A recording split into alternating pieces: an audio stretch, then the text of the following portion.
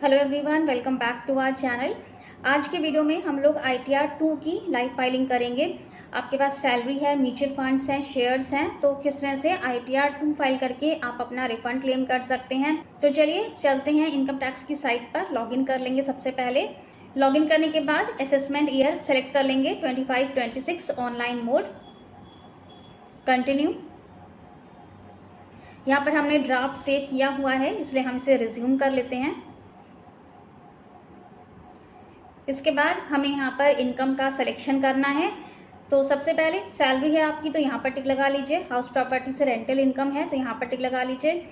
Capital gain से short term long term, तो capital gain पर टिक लगा लेंगे। लॉन्ग टर्म के लिए शेड्यूल 112A पर टिक कर लेंगे। नेक्स्ट आता है शेड्यूल अदर सोर्सेज, ये बाय डिफॉल्ट टिक रहेगा। शेड्यूल SI है, जिसमें स्पेशल रेट्स की कैलकुलेशन होती है।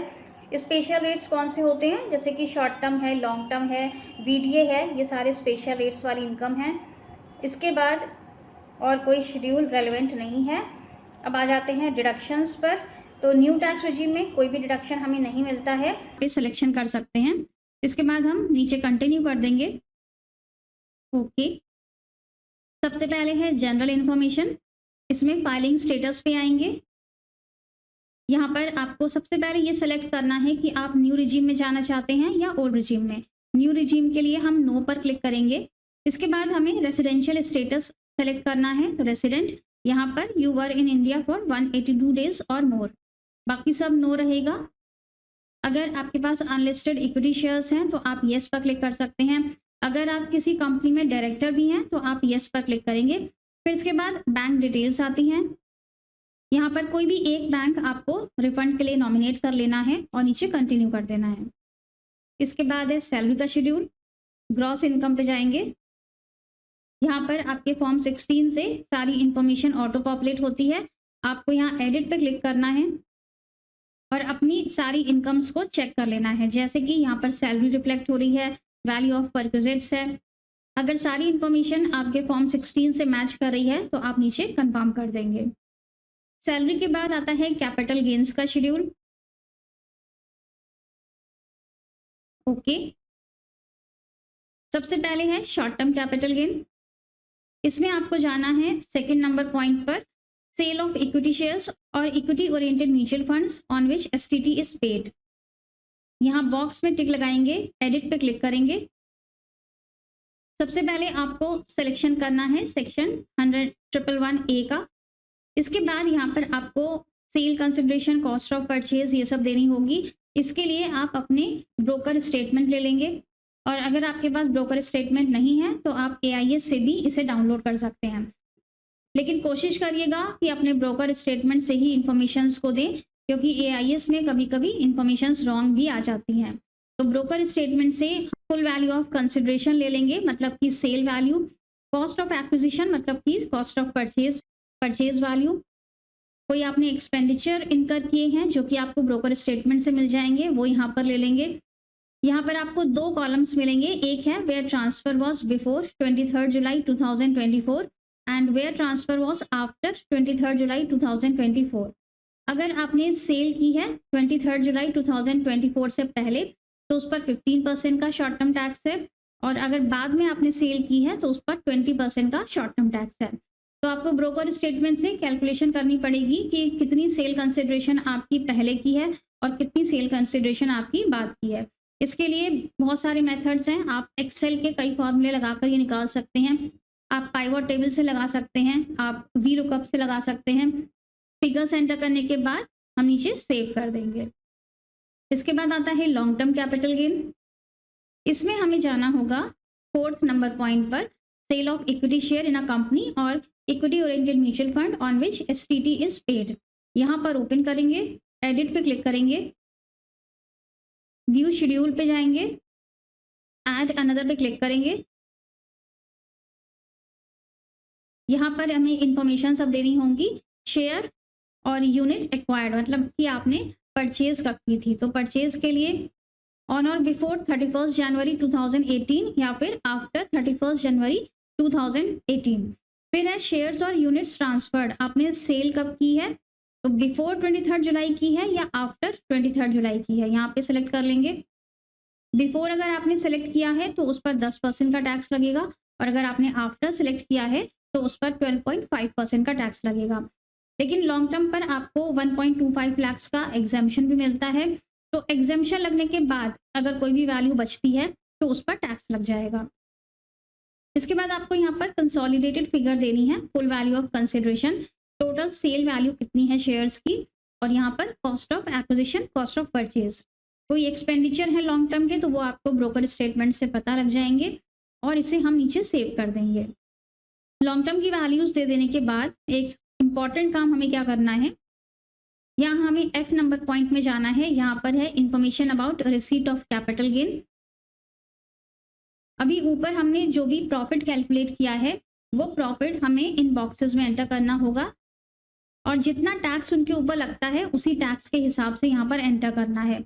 जैसे कि हमने शॉर्ट टर्म कैपिटल गेन दिखाया था जिस पर कि 15% का टैक्स लगेगा, तो हमने वो वाला फिगर प्रॉफिट यहाँ पर लिख दिया है, short term capital gain taxable at the rate 15%। और इसी तरह से जो हमारा लॉन्ग टर्म है जिस पर कि 10% का टैक्स लगेगा वो हमने लॉन्ग टर्म के कॉलम में लिख दिया है। अब हमारे यहाँ पर एक डेट का भी लॉन्ग टर्म कैपिटल गेन है, उसको हमने यहाँ लिखा है। डेट को आपको कैसे एंटर करना है, तो हम लॉन्ग टर्म में जाएंगे। डेट के लिए आपको जाना है 9th नंबर पॉइंट पर, from sale of assets where B1 to B8 not applicable. यहाँ पर आप एडिट पे क्लिक करेंगे। यहाँ सेकंड नंबर पॉइंट में मिलेगा full value of consideration in respect of assets other than unquoted shares. यहाँ पर आपको सेल कंसिडरेशन लेनी है जितने में भी आपने डेट फंड्स को सेल आउट किया है। इसके बाद दूसरी चीज़ है cost of acquisition with indexation.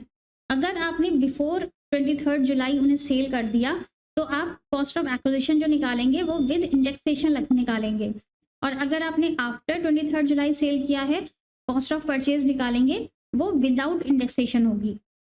हमने पहले सेल किया है इसलिए हम यहाँ पर cost of acquisition with indexation को लिखेंगे। एक्सपेंडिचर कोई है तो वो आपको ब्रोकर स्टेटमेंट से मिल जाएंगे, और इसे हम सेव कर देंगे। सेव कर देने के बाद आपको F नंबर पॉइंट में जाना है। लॉन्ग टर्म पर लगेगा 20% का टैक्स अगर वो बिफोर वाला केस है, और अगर वो आफ्टर वाला केस है तो उस पर 12.5% का टैक्स लगेगा। इसे हम कंफर्म कर देंगे। कैपिटल गेन्स के बाद आता है शेड्यूल 112A जिसमें कि लॉन्ग टर्म के लिए कैलकुलेशंस दिखाई जाती हैं। ये हम ऑलरेडी फिल कर चुके हैं, बस शेड्यूल को ओपन करना है और कंफर्म कर देना है। देन आता है शेड्यूल अदर सोर्सेज जिसमें कि आपका डिविडेंड रिफ्लेक्ट होगा, बैंक इंटरेस्ट सेविंग का या डिपॉजिट्स का रिफ्लेक्ट होगा, वो आपके AIS से यहाँ पर ऑटो पॉपुलेट हो जाएगा। आपको इसे बस ओपन करना है और कंफर्म करना है। फिर मेन शेड्यूल्स जो कैपिटल गेन से रिलेटेड आते हैं वो हैं शेड्यूल साइला, बाफला और CFL। इन तीनों शेड्यूल्स में हमारी जो करंट ईयर की इनकम है वो लॉसेस के साथ सेट ऑफ होती है, और अगर कोई लॉस बच गया है तो वो आगे के साल में कैरी फॉरवर्ड हो जाता है। तो इन शेड्यूल्स को आपको ओपन करना है और कंफर्म कर देना है। इसके बाद आता है शेड्यूल SI जहाँ पर कि स्पेशल रेट्स की कैलकुलेशन होती है। अगर आपके कोई भी शॉर्ट टर्म प्रॉफिट्स हैं तो उन पर यहाँ पर टैक्स कैलकुलेट हो जाएगा। अगर लॉन्ग टर्म प्रॉफिट्स हैं तो उसमें से 1.25 लाख रुपए माइनस हो जाएंगे, जो बैलेंस बचेगा उस पर टैक्स कैलकुलेट हो जाएगा। देन शेड्यूल 6A है, इसकी हमें ज़रूरत नहीं है क्योंकि न्यू टैक्स रिजीम में हमें डिडक्शंस नहीं मिलते हैं। फिर आ जाता है हमारा part B, computation of total income. जो भी इनकम्स हमने शेड्यूल्स में दिखाई हैं, सैलरी है, कैपिटल गेन है, इनकम फ्रॉम अदर सोर्सेज है, वो सारी आपको यहाँ पर रिफ्लेक्ट होंगी। यहाँ 9th नंबर पॉइंट में आ जाएगा ग्रॉस टोटल इनकम। देन आता है टैक्सेस पेड का शेड्यूल, इसको हम ओपन करेंगे।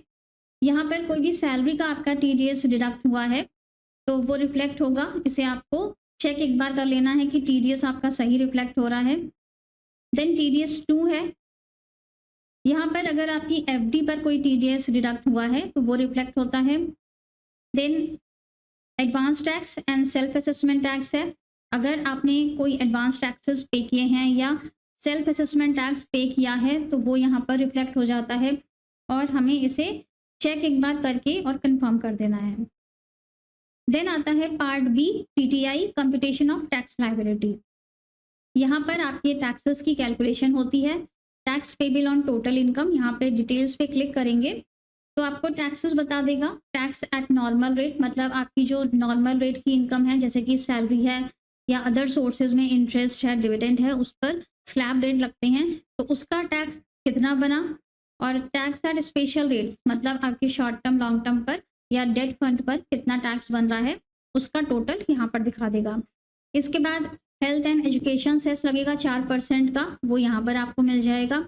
इंटरेस्ट एंड चार्जेस, यहाँ पे शो डिटेल्स पे क्लिक करेंगे तो ये आपको बता देगा कि आपने एडवांस टैक्सेस पे नहीं किए थे, इसलिए आपसे इंटरेस्ट चार्ज किया जा रहा है। टैक्सेस पेड का 15th नंबर में आएगा, शो डिटेल्स पे क्लिक करेंगे तो कितना आपका टीडीएस जमा हुआ है और कितना आपने सेल्फ असेसमेंट टैक्स पे किया है या कितना आपने एडवांस टैक्स पे किया था, सारी चीज़ें आपको यहाँ पर मिलेंगी।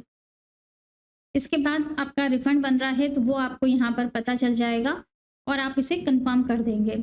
अगर टैक्स लायबिलिटी बन रही है तो पहले आप टैक्सेस का पेमेंट करेंगे। टैक्सेस का पेमेंट आप यूपीआई से कर सकते हैं, नेट बैंकिंग से कर सकते हैं, क्रेडिट कार्ड है, डेबिट कार्ड है, किसी से भी आप टैक्सेस का पेमेंट कर सकते हैं। तो हम कंफर्म कर देंगे। इसके बाद ये प्रोसीड टू वेरिफिकेशन का कॉलम हाईलाइट हो जाएगा, यहाँ पे क्लिक करेंगे। Proceed to validation, validation successful हो गया है। रिव्यू देख लेंगे। रिव्यू में आपके पास डाउनलोड का भी ऑप्शन आता है और हम इसे नीचे कंफर्म कर देंगे। Proceed to validation, proceed to verification. अब यहाँ पर हमारे पास 3 ऑप्शंस आते हैं, e verify now, e verify later और वेरीफाई विया ITR-V।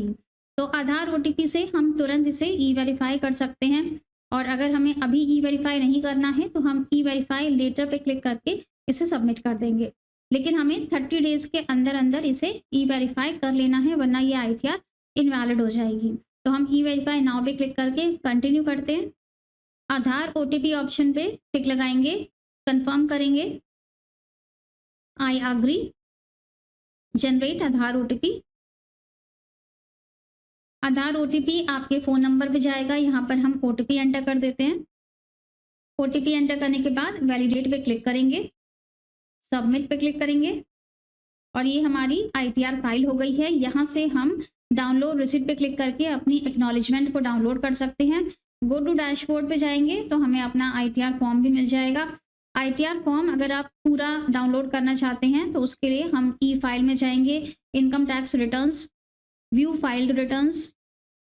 यहाँ पर डिस्प्ले हो रहा है असेसमेंट ईयर 25-26 की ओरिजिनल ITR फाइल हो चुकी है। यहाँ से आप डाउनलोड फॉर्म कर सकते हैं और डाउनलोड रिसिप्ट, एक्नॉलेजमेंट डाउनलोड करना है तो यहाँ पर भी आपको ऑप्शन मिलता है। ITR सबमिट हो जाने के बाद आपको प्रोसेसिंग के लिए वेट करना है। प्रोसेसिंग का टाइम डिपार्टमेंट पर डिपेंड करता है, वो अपने हिसाब से 1 महीना 2 महीना के अंदर आपकी प्रोसेसिंग करते हैं। ITR प्रोसेस हो जाने पर आपके पास मैसेज आ जाएगा और आपका रिफंड भी आपके अकाउंट में क्रेडिट हो जाएगा। आई होप ये वीडियो आपके लिए काफ़ी यूजफुल रही होगी। Thank you so much for watching this video. मिलेंगे नेक्स्ट वीडियो में। Till then stay safe and healthy. Bye bye.